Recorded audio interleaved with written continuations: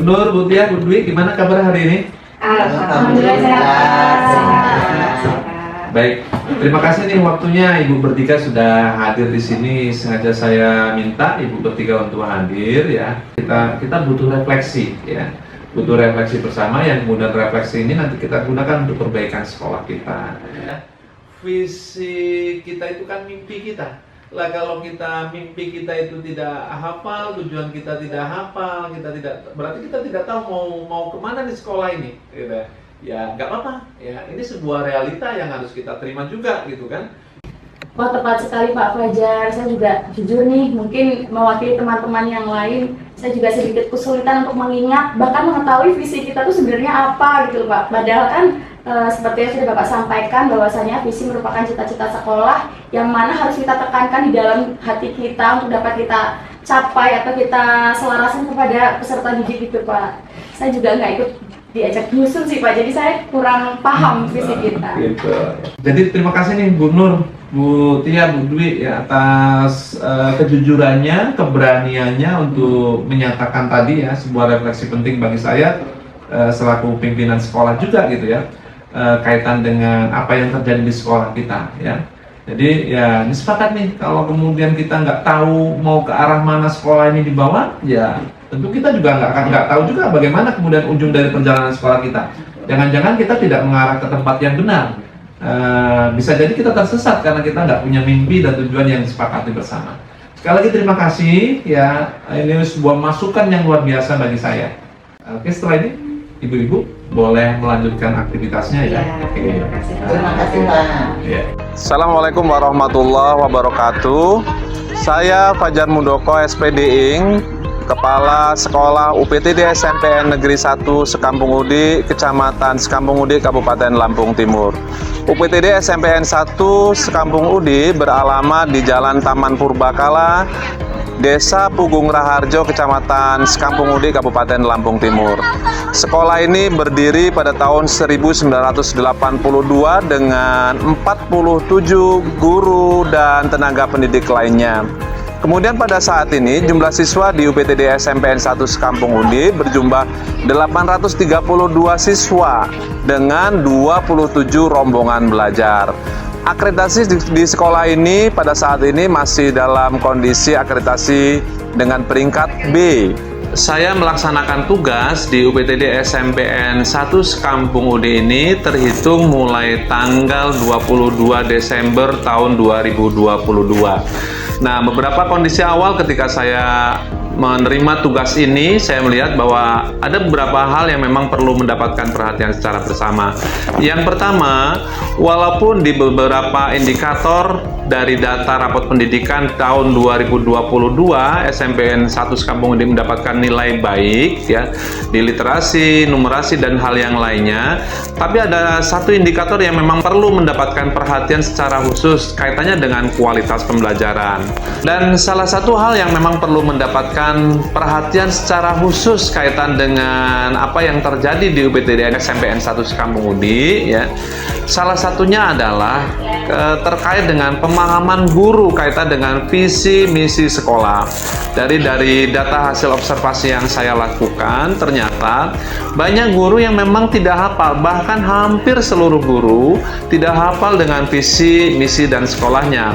Nah, ini menurut saya adalah sebuah hal yang serius yang perlu kemudian ditanggapi juga dengan cara yang tepat, dengan program yang tepat, sehingga kemudian bisa berdampak secara baik, dampak positif bagi sekolah ini. Hal yang kemudian saya dapati dan ini menjadi perhatian serius bagi saya, ternyata dari 47 guru ya dan tenaga pendidikan yang ada di UPTD SMPN 1 Sekampung Udi, hampir seluruhnya itu tidak hafal dengan visi sekolah ya.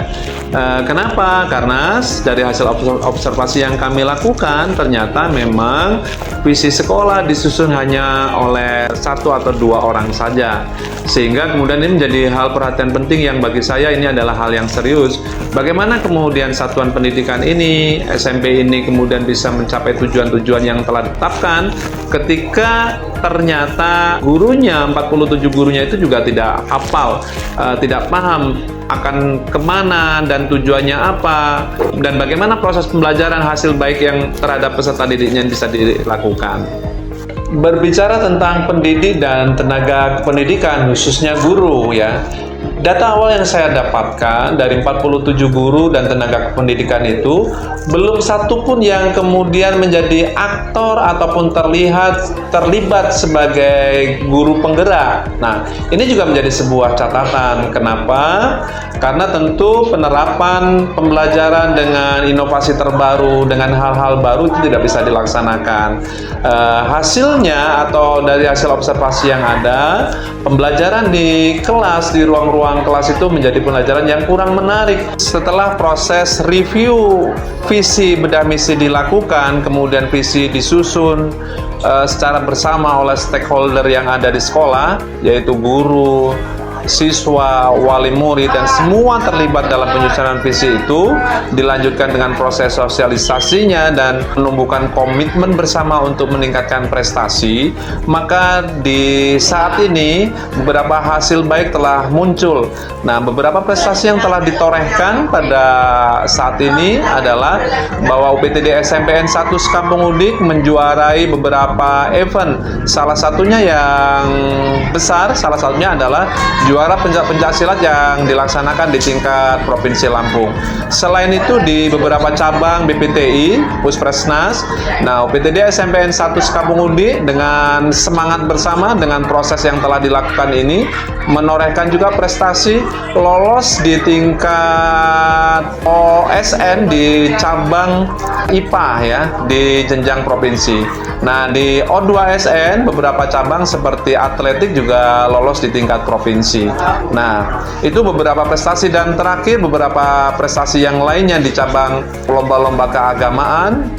Di 3 bulan terakhir ini bahkan UPTD SMPN 1 Sekampung Udik juga mendapatkan beberapa juara. Salah satunya yang terakhir adalah mendapatkan peringkat ketiga di tingkat provinsi di ajang lomba keagamaan yang dilaksanakan di Bandar Lampung.